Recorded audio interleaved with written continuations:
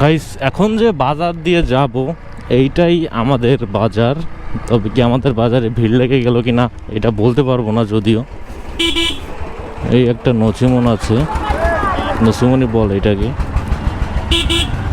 এইটা হচ্ছে ফুল আমাদের বাজার। আমাদের পিছনে একটা মার্কেট আছে, তো এটার দিকে যাব না। তো এখন চলে যাচ্ছে আমরা জয়ঢির দিকে। তো যাওয়া যাক। যদিও আমার বাইকে 3 কাটা আছে তেল, একটু পর হয়তো আরেকটা কাটা হারিয়ে যেতে পারে। তো প্যারা নাই, চিল। তো যাওয়া যাক।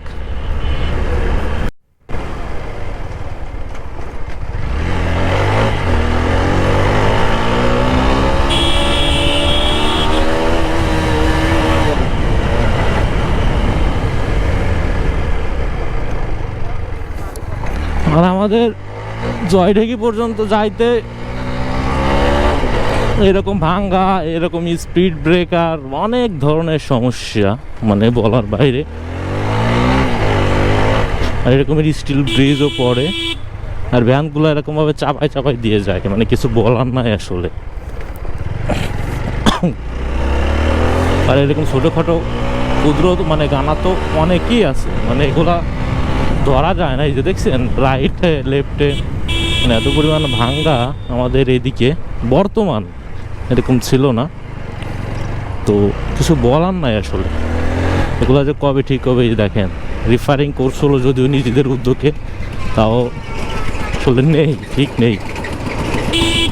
তো আমরা এখন জয়ঢির দিকে যাচ্ছি। আর আমাদের চরকুলিয়া বাজারে 2 দিন হাট বসে। তো আজকে রবিবার, আজকে হাটের দিন।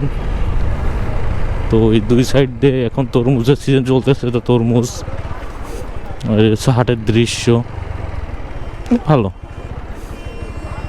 মানুষজন কম কম লাগতেছে যদিও। যাবেন গেলে আসেন, আরে আসেন। তো ভাই যাবে না, ভাইকে বললাম। তো আমি যাই এখন। ভাই গেলে অবশ্যই ভালো হতো, কোম্পানি পাওয়া যায়। তো আর আশেপাশে যাওয়ার মতো ওরকম কোনো ম্যান নাই আমার সাথে যে তাকে বলবো। আর এই যে রাস্তা এখান থেকে ভাঙ্গা শুরু, যদিও ওই ভাঙ্গার কথা কিছু বলার নাই আসলে। মানে অল্প একটু চালাবেন, এরকম ব্রেক দিবেন, এরকম ব্রেক ছাড়া আপনি যাইতে পারবেন না। প্রচণ্ড পরিমাণের ভাঙ্গা এই রাস্তাটুকু, চরকুলিয়া টু জয়ঢাকি স্ট্যান্ড পর্যন্ত। এইটুকু যে কবে ঠিক হবে আমি জানি না। আর এইভাবে ঘোরায় দেয় মাঝে মধ্যে অটো জায়গায় জায়গায়, তো ভালো পরিবেশ। আমি ক্যামেরা অন করে রাখবো, ক্যামেরা অফ করবো না। আপনার চরকুলিয়া থেকে জয়ঢাকি স্ট্যান্ড পর্যন্ত কত ভাঙ্গা এটা আপনাদের দেখাবো। দেখেন ভাঙ্গার অবস্থা দেখেন। তো বাইক বলে সাইড দিয়ে যাওয়া যাচ্ছে। সরি গাইস, কাশি আসতেছে। তো এই দেখেন, দেখতে থাকেন ভাঙ্গার অবস্থা। ব্রেক ছাড়া আপনি যাইতেই পারবেন না এখান থেকে। ভাঙ্গার মানে অভাব নেই। তো আমি ক্যামেরা অন করেই রাখবো জয়ঢাকি পর্যন্ত, সেই ভাঙ্গাগুলো আপনাদের দেখানোর জন্য। আর এই ভাঙ্গাগুলো যেন তাড়াতাড়ি ঠিক হয়ে যায় এই জন্য। দেখেন বাইক নিয়ে যদি এরকমের ইসির ভিতরে যেতে হয়, তাহলে একটা ভ্যান যদি যায় এই ইসির ভিতর দিয়ে যদি যায়, তাহলে তো প্যাটের নাড়ি মাড়ি ধরে, ফ্যাপসা কলিজা ধরে এরকমভাবে নাচে। নাচানাচির দিকে যাবো না। তো এই যে কাছে সবথেকে বেশি ভাঙ্গা ছিল। আর স্পিড ব্রেকারের কথা তো কোনো কথা মানে বলারই নাই। জোরে একটা টান দিবেন, টান দিয়েও শান্তি পাবেন না আপনি।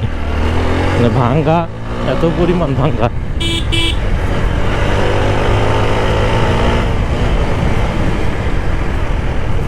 এই যে দেখেন ভাঙ্গা, মানে কিছু বলার নাই আসলে।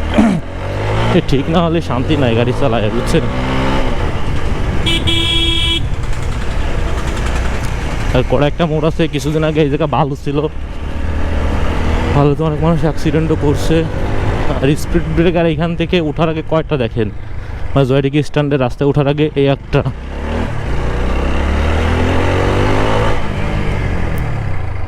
এই একটা, দুটে আরও আছে।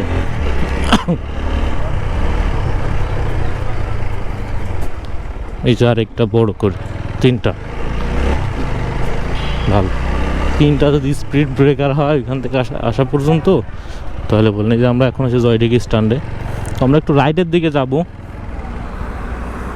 তারপরে ডিসিশন নিব মূলহাটের দিকে যাব নাকি ওই দিকে যাব। আমি কনফিউজড। ওইদিকে যাই আপনাদের জানাবো। স্পিড ব্রেকার সামনে দিয়ে দাঁড়ায়, তারপর আপনাদের সাথে আসতেছি।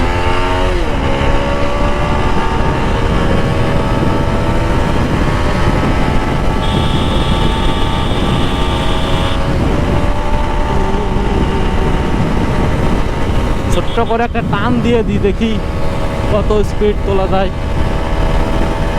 সাতক্ষীরা ব্রিজ পর্যন্ত যায় যদিও।